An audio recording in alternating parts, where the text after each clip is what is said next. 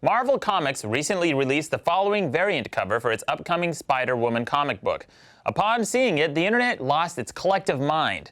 Elle Magazine's writer Megan Friedman said, "Imagine Spider-Man in that position instead, and the concept would have never gotten this far.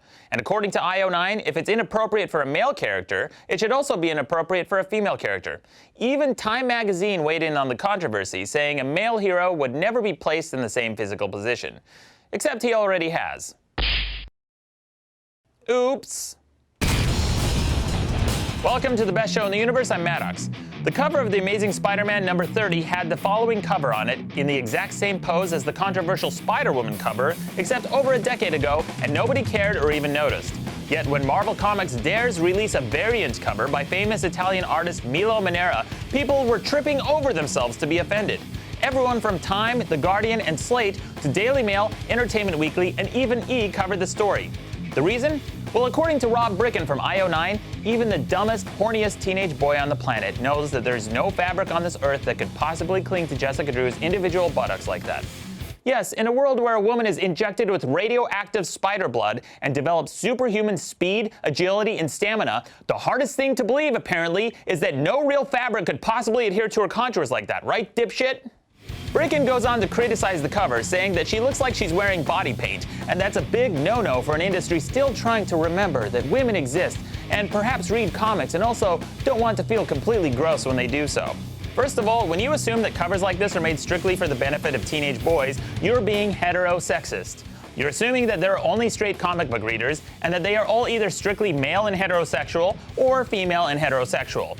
For someone who's supposedly taking the moral high ground on criticizing an industry for forgetting women, you seem to have conveniently forgotten that lesbian and bisexual women exist, and that some of them may actually appreciate covers like this as well. Not that you need to have a particular sexual orientation to appreciate art, even if it is evocative. And as for the criticism that she looks like she's wearing body paint, the artist Milo Manera actually admitted to this, saying that many superheroes look like they're wearing body paint. Superman, for example, is naked and painted blue. Spider-Man is naked in red and blue, and Spider-Woman is painted red. He said that it's part of a trick that publishers use to create superhero forms nude. And he's right. Take a look at Spider-Woman's ass superimposed over Spider-Man's ass. They match up almost identically. It's just a stylistic choice that has long existed in the comic book industry. Who cares? Spider-Man has always looked nude. For example, in Amazing Spider-Man issue 553, his suit looks like it's painted on, adhering to every single contour on his body. This is what a person wearing real spandex looks like. Writer Eliana Doctorman from Time Magazine points out that Milo Manera is known for his erotic style and wonders, why hire him to draw a major character? Oh, I don't know, maybe because he's won major awards, has 45 years of experience, an iconic style, and tens of thousands of loyal fans, 50% of whom are female, which, according to him, also appreciate his art and view it as a celebration of the body, not as pornography. And Megan Friedman from Elle piles on with this condescending and frankly sexist article titled, "This is what happens when men try to draw female superheroes." She suggests that if they want to attract female fans, they should at least have their male superheroes pose like this too. Thanks for the moral lecture, Friedman, but I don't need lessons on sexual propriety from Elle Magazine, which has published cover after cover after cover of women in evocative poses. Uh-oh, that sound means you're running dangerously low on your moral authority. First of all, this is a variant cover, meaning that you don't have to buy it if you don't want to. It's completely optional for fans and collectors. Here's the actual cover, and even this draws Friedman's ire as she whines that her bust is in the spotlight. Well, sure, if you completely ignore her head, you know, the part of her body that's closest to the camera's point of view. For the record, there's nothing inherently sexual about the variant cover. And even if there were, so what? What's wrong with having a sexual character? Over 47% of comic book fans are female, so people who suggest that it might alienate women are being condescending pricks. The most popular piece of fiction among women in years was 50 Shades of Grey, an erotic novel. By constantly bitching about this horse shit, you're conditioning people into treating sex like it's something degrading and shameful. It's not. Spider-Woman is simply climbing up a building.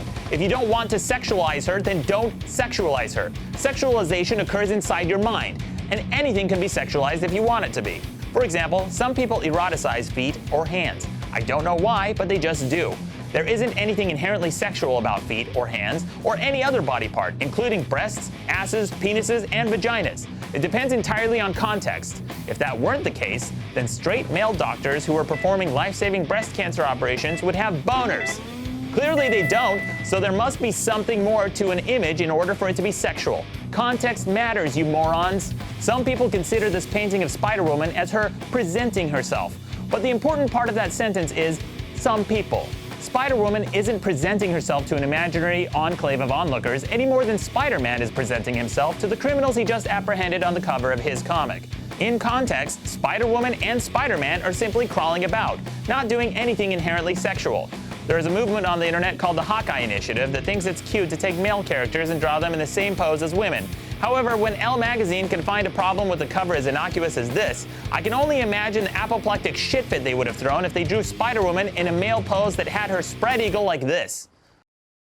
People would have decried the cover as sexist for spotlighting her vagina and called foul. Yet when it's Spider-Man, nobody even bats an eye, even though you can clearly see an outline of his testicles. Nice double standard, you insufferable apes. Quit associating sexuality with negativity. There's nothing wrong with sex, being sexual, or even sexualizing objects. Just because a person is sexualized doesn't mean that he or she loses worth or value as a human being.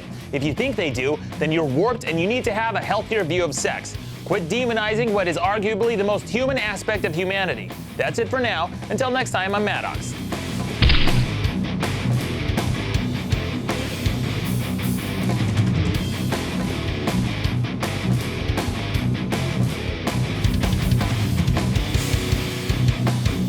Breasts, asses, penises, vaginas. Breasts, asses, penises, vaginas. Breasts, asses, penises, vaginas.